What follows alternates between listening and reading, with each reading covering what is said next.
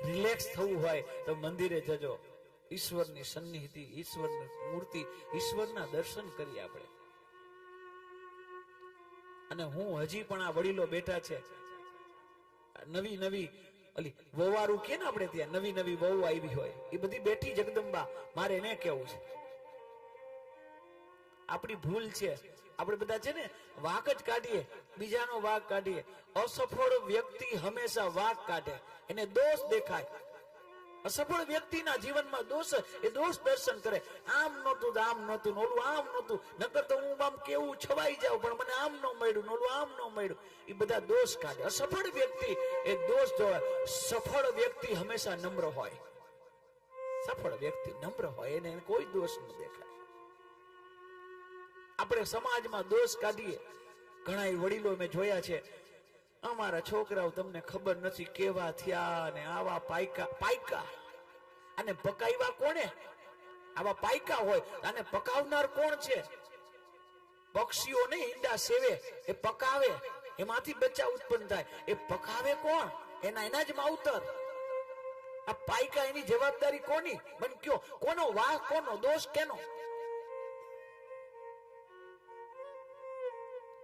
એક છોકરો તોફાન કરતો હતો. 3 પેઢી બેઠી હતી, દીકરો, બાપુજી અને દાદા. આ 3 પેઢી બેઠી હતી, એમાં દીકરો, પિતા અને દાદા. પિતાએ કીધું કે તારા જેવા, એટલે છોકરાએ પ્રશ્ન કર્યો કે બાપુજી, પિતા, પપ્પા, આ તમારા 2-3 ધોરાવાળ કેમ આવ્યા? 2-3 ધોરાવાળ કેમ આવ્યા તમારા? તો છોકરાને એના પપ્પાએ કીધું, તારા જેવા છોકરા તોફાની પાકે ને એના બાપના 2-3 ધોરા જ આવે. તો છોકરાએ હસતા હસતા કીધું, હવે ખબર પડી દાદાનું આખું માથું ધોરું કેમ છે.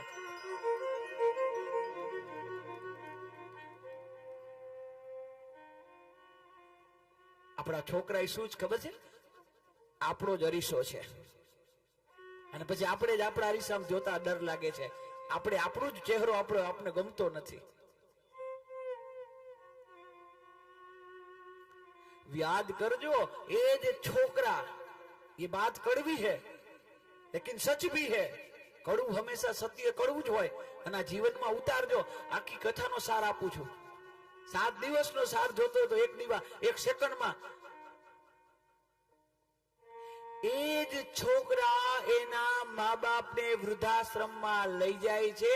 જે મા બાપે એના છોકરાઓને મંદિરે નથી લઈ જતા ને, એ જ છોકરા પછી મોટા થઈ અને વૃદ્ધાશ્રમમાં લઈ જાય છે.